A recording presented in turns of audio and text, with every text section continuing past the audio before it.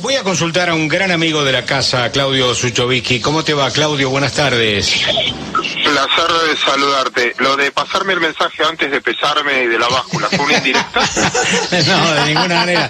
No, vos sabés que estaba pensando que en términos de economía, yo no sé si viste el título que días pasado Diego Cabot publicó en el diario La Nación, que se necesitan 275 toneladas de billetes para sostener el andamiaje de trenes argentinos, que recauda 6 toneladas. Es decir, que hay una diferencia enorme, ¿no? Y con... ¿Vos sabés que tengo un minuto? Sí, claro. Hay un economista santafesino, Mora, que lo hizo. Yo me acuerdo, mira, te juro, es una nota que escribí que me fracasé completamente. Contraté actuario, me salió mucho más caro producir la nota que la que publiqué en aquel momento en La Nación, porque nadie leyó, pero voy a aprovechar a hacer catarsis y contarla ahora. Dale. Copiando a este economista que era, viste, cuando en 1935 un dólar valía 3 pesos moneda nacional de aquel entonces. El dólar sigue siendo un dólar, y al peso moneda nacional original le sacamos 13 ceros a la moneda.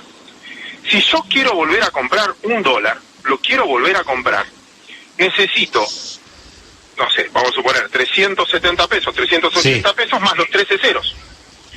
Vamos a suponer que y el dólar sigue siendo un dólar. Sí. Lo pongo en fajos de 10.000, como te los da del banco, de a uno, y pongo un fajo al lado del otro. Necesito casi de toda América Latina para poner toda esa cantidad de billetes. Esa es la cuenta que hicimos con actuarios. Si lo pongo uno arriba del otro, eso es entregar la soberanía. Decía, entregar tu moneda es entregar la soberanía. Sí. Si yo pongo un billete arriba del otro, como haciendo una montaña, llego a la luna, en términos de distancia de lo que necesito. Pero eran cuentas que parecía, yo no, cuando haces la cuenta siempre, si no, acá dice algo mal, confundo metro cuadrado con lo... No, cuando vos ves el impacto en imágenes de la mala política monetaria argentina a través de los tiempos, porque la contracara es la licuación nuestra, ¿no? Claro. Bueno, perdón, aprovecho y lo contaba de nuevo. Es mejor ser agrimensor que economista en este caso, sí, Claudio. No, pero yo también pensaba que el tema del peso, se lo decía a Diego cuando hablamos con él por ese título realmente curioso, que los que acá inauguraron el tema del peso fue los de la Rosadita, ¿no? Que pesaban la guita, ¿no? Y se pudo ver. Bueno, Suco, yo te llamo simplemente para hacerte una consulta al paso, siempre estás dispuesto y yo sinceramente te lo agradezco, pero como sos el tipo que entendés en cuestiones económicas, preguntamos, estos cimbronazos del Credit Suisse, de la banca europea, de la banca americana, primero el banco vinculado a las tecnológicas, ahora otro banco también vinculado a las tecnológicas, salen al rescate uno día y al otro día medio como que se derrumban otra vez las acciones. ¿De qué manera esto puede incidir y puede golpearnos a nosotros, que tenemos la economía agarrada con alfileres? ¿De qué manera puede golpearnos? Para mí en nada.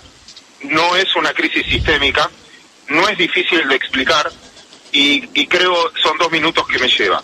El banco americano, que es el primero que desató Silicon Valley, etcétera, sí, no es un banco que quebró por haber hecho las cosas muy mal, al contrario, yo tendría que romper todos mis apuntes. En serio lo digo. ¿Por qué? ¿Qué hizo el banco? Vino una recesión. No era para prestarle a empresas tecnológicas. Los inversores, ahí sí, si querés hay un error, eran la mayoría empresas tecnológicas. Como había una recesión, no necesitaban dinero. Es como que ahora yo tengo plata en el banco porque no me dejen importar. Tengo un exceso de liquidez temporal hasta que me dejen importar, por ejemplo. Bueno, el sector tecnológico tuvo un impasse temporal. ¿Qué hizo este banco? Colocó el 85% del patrimonio de lo que tenía en bonos del Tesoro americano, lo más seguro que hay. Cuando empezaron a necesitar el dinero para trabajar, tenían todo en bonos del Tesoro americano que bajaron de precio. Entonces todos decían, compré un activo que bajó mucho de precio por la suba de tasas, etcétera, y punto. Y lo tuvieron que rescatar. No fue tan grave, porque en el fondo la Reserva Federal dice, yo lo rescato, pero estoy recomprando mis bonos. Y voy al punto de la moraleja de todo esto. ¿Por qué caen las acciones o por qué te asusta tanto eso?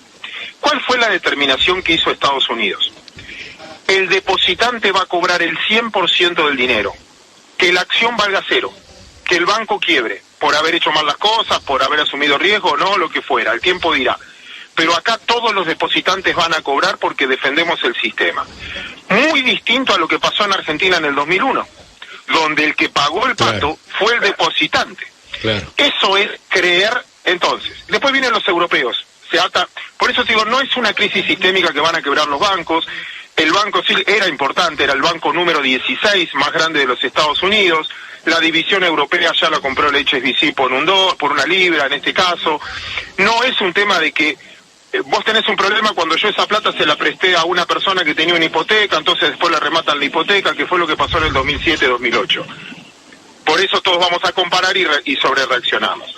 En Europa me parece que fue más un aprovechamiento del momento. ¿Por qué?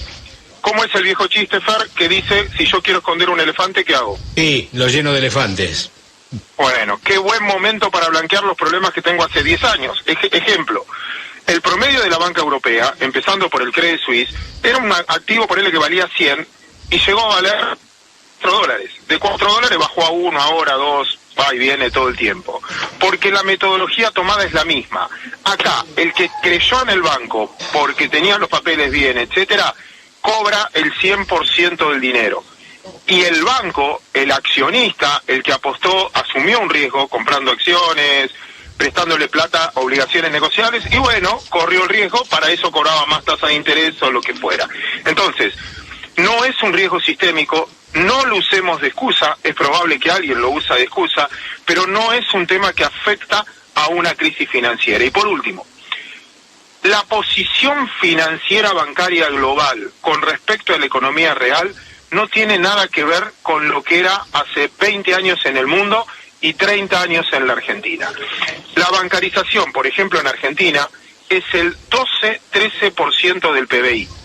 Quiere decir que cuando el Banco Central dice voy a subir la tasa, bajar la tasa, etcétera, incumbe a la plata financiera, si querés, a la plata bancarizada, pero no hay mucha bancarizada, no hay tanta gente como en otras épocas teniendo hipotecas en el banco. La mayoría de la plata de los bancos está yendo al ELIC, letras, etcétera.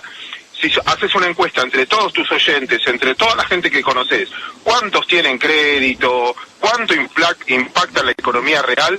Hoy es mucho, mucho menos de lo que era en aquel momento. La posibilidad de un traslado sistémico es mucho menor. El 50% de la economía argentina es informal, por lo tanto se mueve más fuera del sistema financiero que dentro del sistema financiero. Más claro, échale agua, Claudito querido, Muchas gracias sinceramente por esta explicación cuasi escolar para todos nosotros y además para traernos tranquilidad, ¿no?